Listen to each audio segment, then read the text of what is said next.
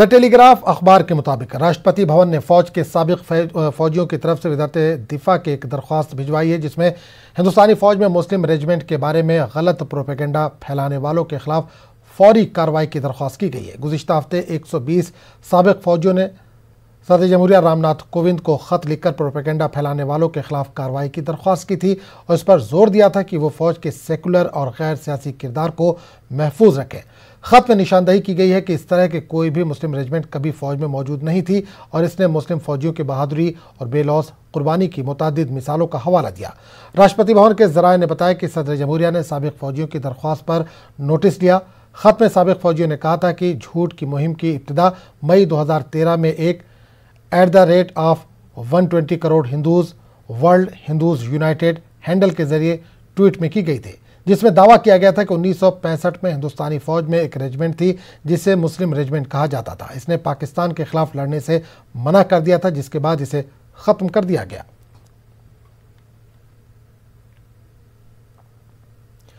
बीस जुलाई को न्यूज़ 18 उर्दू ने इंकशाफ किया था कि मदरसा मॉडर्नाइजेशन स्कीम को वज़ारत फ़रोग़ इंसानी वसाइल से वज़ारत अक़लियती उमूर को ट्रांसफ़र किया जाने वाला है। आज हमारी इस खबर पर मोहर लग गई है। देखिए खास रिपोर्ट।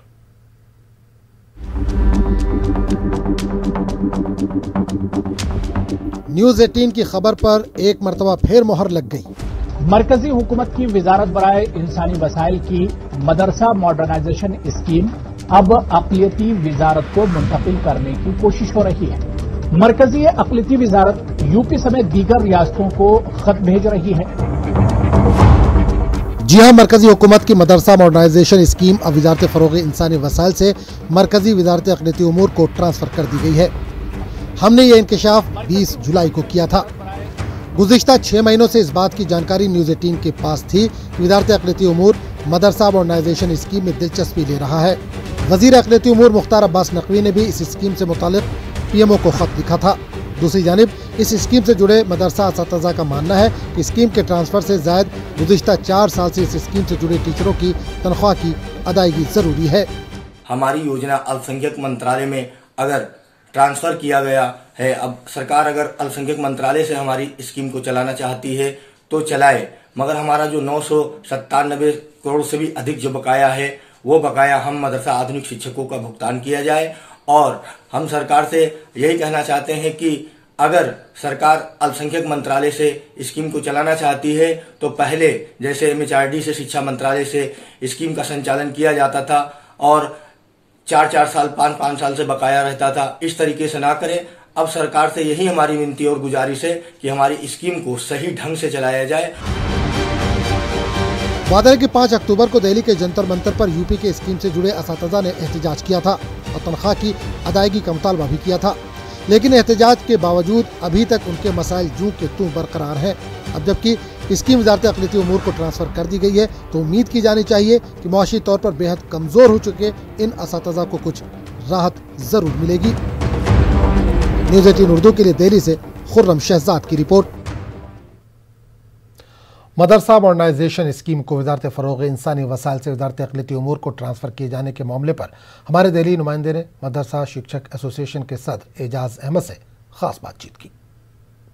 शिक्षक योजना को लेकर न्यूज़ 18 उर्दू ने 20 जुलाई को एक खबर दिखाई थी कि किस तरह से ये योजना अल्पसंख्यक कार्य मंत्रालय को दी जा रही है। HRD मिनिस्ट्री इसको ट्रांसफ़र कर रही है, अब उस पर मोहर लग गई है।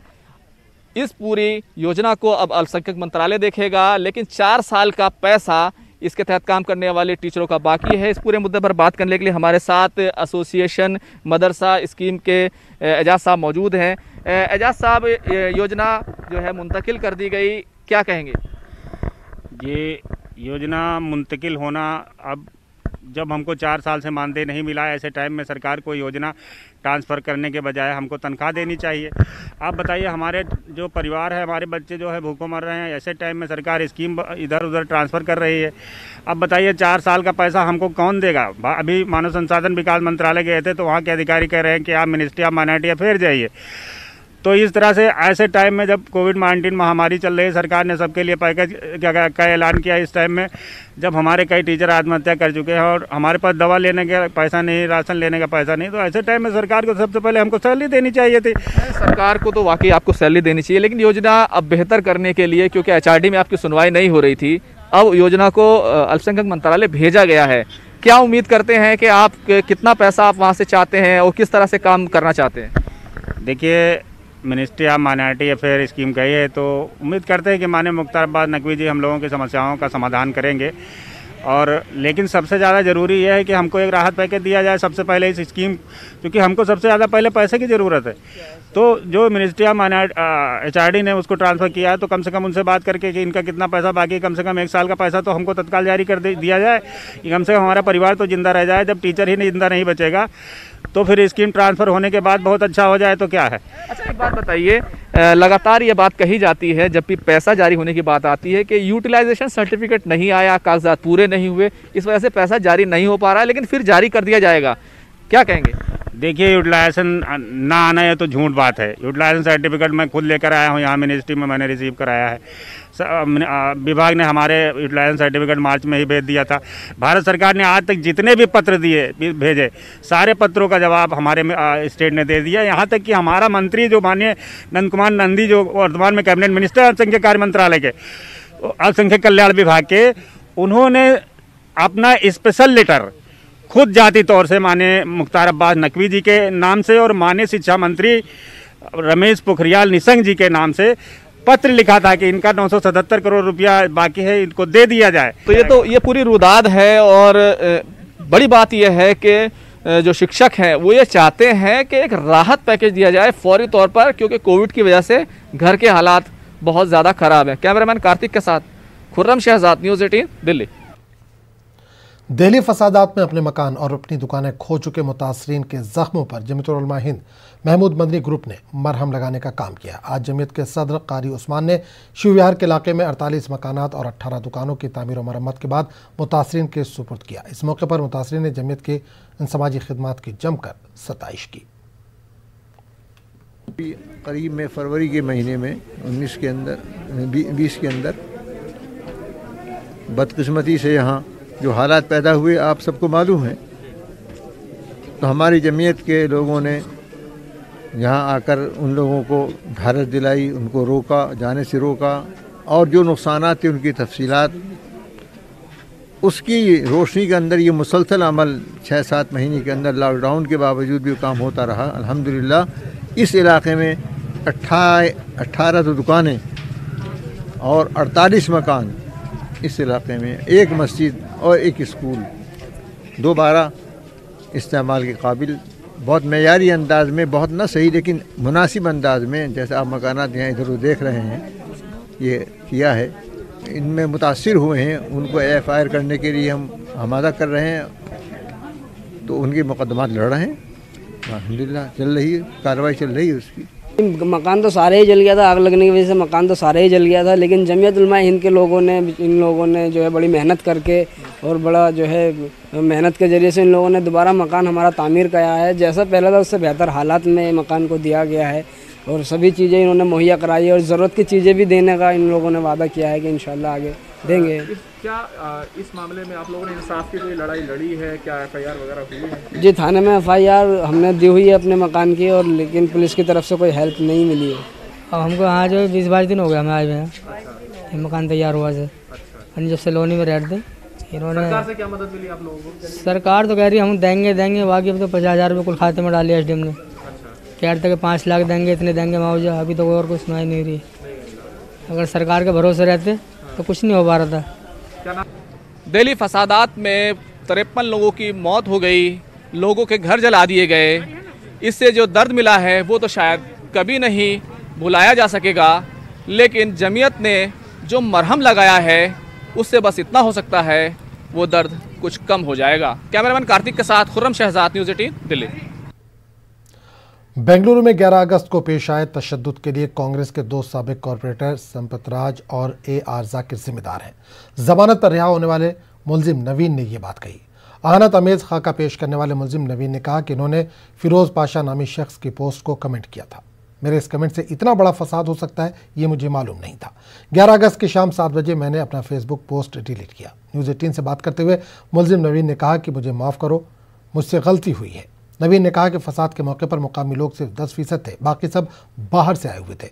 नवीन ने कहा कि इसने NIA अफसरों के सामने संपतराज और जाकिर के नाम बताए हैं। वादरा के नवीन मुकामी MLA अखंड श्रीनिवास मूर्ति का भांजा है। तशद्दुद के दौरान नवीन और अखंड श्रीनिवास मूर्ति के घरों को भी आग लगाई गई थी।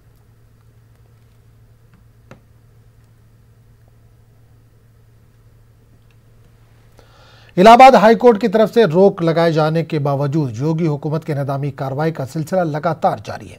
ताज़ा कार्रवाई में समाजवादी पार्टी के सरकर्दा लीडर और साबिक काउंसलर जावेद अहमद के गंजिया गांव में वाक़ मकान को मुनहदम कर दिया गया।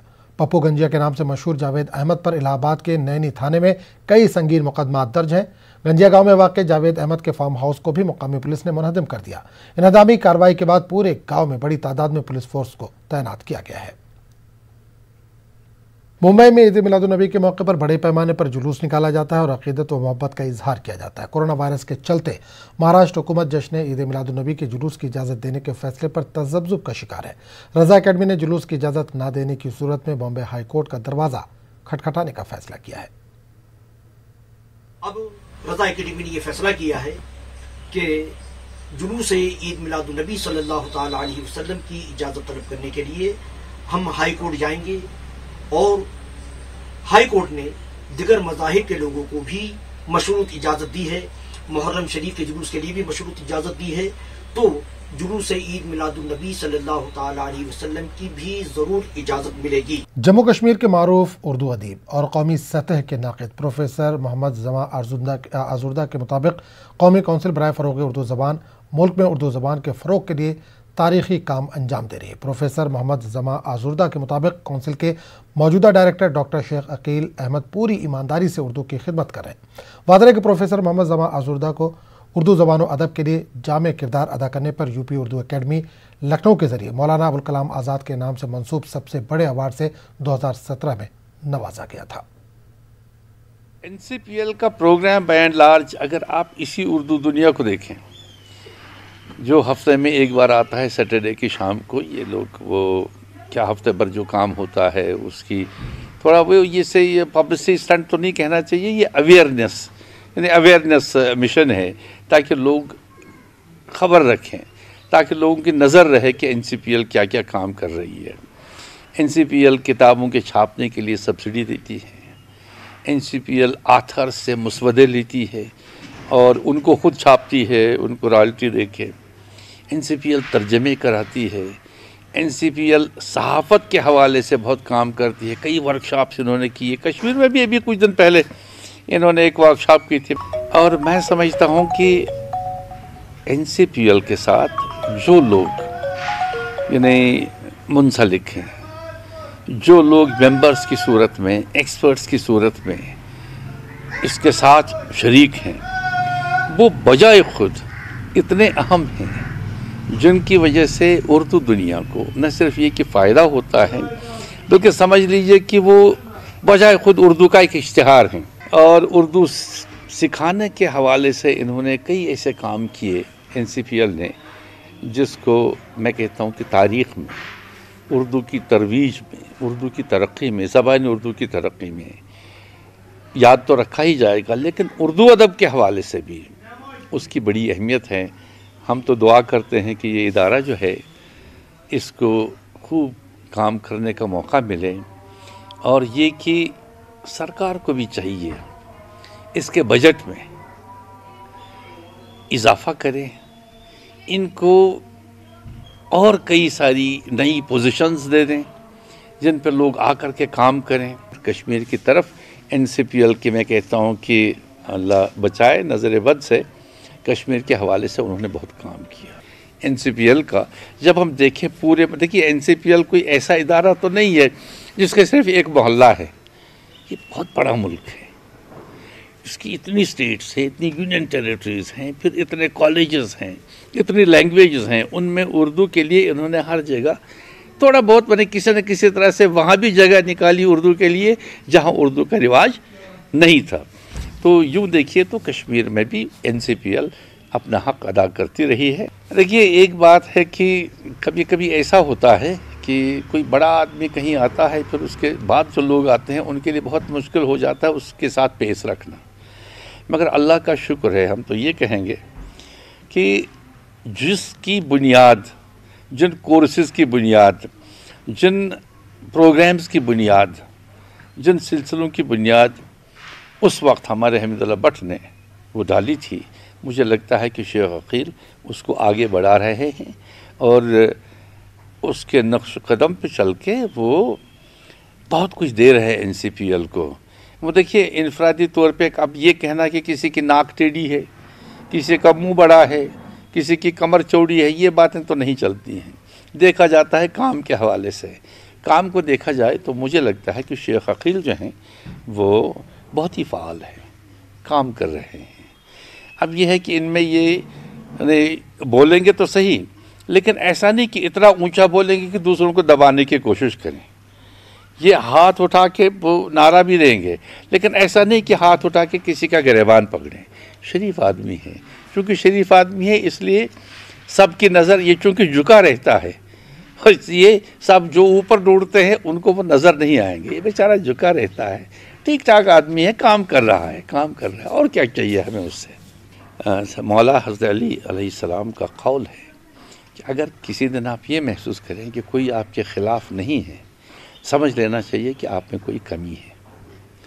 अमूमन ये होता है, जो कुछ करता है लोग उसी के ख़िलाफ़ होते हैं, जो कुछ नहीं करे वो तो नज़र भी नहीं आएगा, और पत्थर हमेशा उसी के पाँव पे पड़ेगा जो उठाने की कोशिश करे। कुछ लोगों का मिजाज ही ऐसा होता है कि जब भी कहीं कुछ देखेंगे, वो असल में क्या होता है, वो खुद नुमाई के लिए, चूँकि उनके पास कोई ऐसा कारनामा नहीं होता, कोई ऐसी किताब लिखे ना कि एकदम दुनिया भर में मशहूर हो जाए, कोई ऐसा मजमून लिखे ना जो एकदम लोगों की आंखें चुन दिया जाएँ उसको पढ़ के, लोगों का दिमाग ने एकदम वो कहने लगे अरे अरे क्या बात की है। जिनके पास ये सब नहीं होता है, यही तो करते हैं कि एक को आज एक को बदनाम करेंगे, दूसरे दिन दूसरे को बदनाम करेंगे। ऐसा नहीं है, और मुझे लगता है कि आदमी को बहुत मुस्बत होना चाहिए। ये नेगेटिव थिंकिंग जो है, नेगेटिव एस्पेक्ट जो है, इनको नज़रअंदाज करना चाहिए, क्योंकि अगर आप उन्हीं चीज़ों को देखेंगे कि उसने ये कहा उसी पे तवज्जो देंगे तो असल काम जो है उससे तवज्जो हट जाएगी, असल काम हो नहीं पाएगा। तो ये मुझे नहीं मालूम कि कौन क्या कर रहा है, लेकिन वो ये पहले से आया है, ऐसी क्या बात है, ऐसी क्या बात है। हाथरस मुतासरा के AMU Jawaharlal Nehru medical college में हुए इलाज के दौरान कैजुअल्टी ऑफिसर रहे डॉक्टर उबैद और डॉक्टर अजीम मलिक की खिदमत ख़त्म किए जाने के 2 दिन बाद ही इनकी खिदमत को बहाल कर दिया गया। हाथरस मामले में CBI की जांच के दूसरे दिन ही ख़त्म की गई थी। दोनों डॉक्टरों की खिदमत AMU के जूनियर डॉक्टरों ने हड़ताल करने की धमकी दी थी, जिसके बाद दोबारा से खिदमत को बहाल किया गया। हालांकि AMU इंतजामिया इसे हाथरस मामले से न जोड़कर खालिस लीव वैकेंसी पर तैनाती का मामला बता रहा है।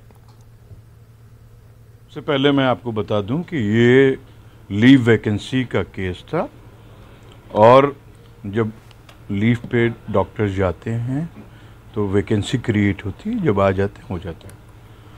आपको मालूम है लेवल 2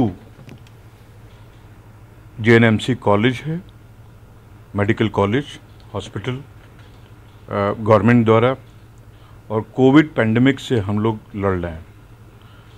इसी को मद्देनज़र रखते हुए जो रिक्वायरमेंट होती है, कैजुअल्टी मेडिकल ऑफिसर ने वो रिक्वायरमेंट, वो पेशकश की, जिसे एडमिनिस्ट्रेशन ने मान लिया, और उस पे इन लोगों को सर्विस अपनी देने के लिए निमंत्रण दे दिया गया है। उत्तर प्रदेश में मदारिस में बाज़ाब्ता तौर पर ऑफलाइन तालीम की शुरुआत नहीं हो सकी है। मदरसा मुंतज़मीन के अलावा मुस्लिम समाजी और मिली ज़िम्मेदारान का कहना है कि मदारिस में बाज़ाब्ता तौर पर ऑफलाइन तालीम की तकमील के लिए हुकूमत और मदरसा बोर्ड की जानिब से कोई वाज़ेह गाइडलाइन जारी नहीं की गई। मेरठ में समाजी और मिली ज़िम्मेदारों के एक वफ़द ने DM से मुलाकात करके अपने मुतालबात पेश किए और मदारिस में ऑफलाइन क्लासेस के लिए हुकूमत से वाज़ेह गाइडलाइन के साथ ज़िला इंतज़ामिया से इजाज़त दिए जाने का मुतालबा किया। तालीम का मसला चाहे मदरसों का हो चाहे स्कूलों का, ये बहुत अहम मसला है। अगर तालीम में रुकावट हो रही है तो उसकी वजह से बड़ा नुकसान हो रहा है, कौम का और मुल्क का नुकसान हो रहा है। तो मदरसों की तालीम का सिलसिला जारी होना चाहिए। हमारे लिए रुकावट ये है कि अभी तक कोई गाइडलाइन इस सिलसिले में है नहीं हुकूमत के पास। तो हमने कहा कि भाई आप मदरसों को बचाने के लिए आप मदरसों में तालीम का सिलसिला जारी रहना चाहिए और उसके लिए खुली हुई हमें हिदायत मिलनी चाहिए।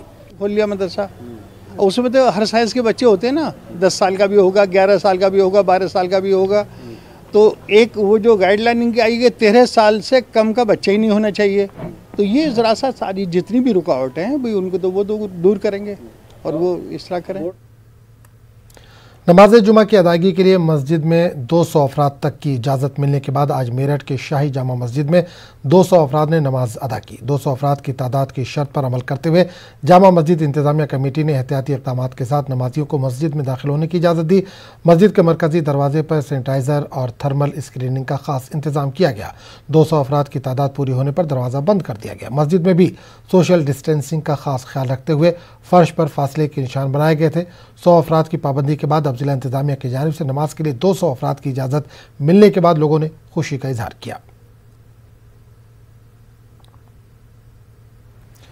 हाथरस इज्तिमाई आबरूरेज़ी वाक़े के बाद योगी हुकूमत ने ख्वातीन के तहफ़्फ़ुज़ को यकीनी बनाने के लिए कई अहम इक़दाम करने का फैसला किया है।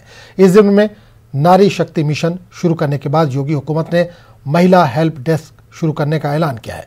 इलाहाबाद के कर्नलगंज कोतवाली में रियासत के वज़ीर आला योगी आदित्यनाथ ने महिला हेल्प डेस्क का ऑनलाइन इफ्तिताह किया। इफ्तिताही तकरीब में ख्वातीन के हुकूक के लिए काम करने वाली तंजीमों के अलावा बड़ी तादाद में खातून कारकुनान भी शामिल थीं।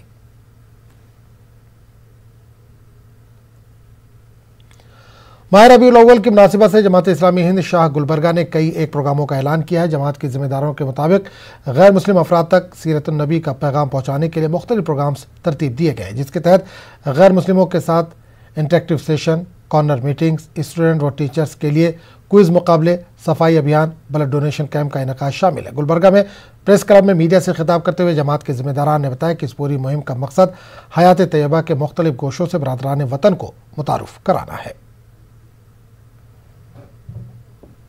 तो इस बुलेटिन में फिलहाल इतने। मजीद ताज़ा तरीन खबरों के लिए आप लॉग इन कर सकते हैं news18urdu.com पर।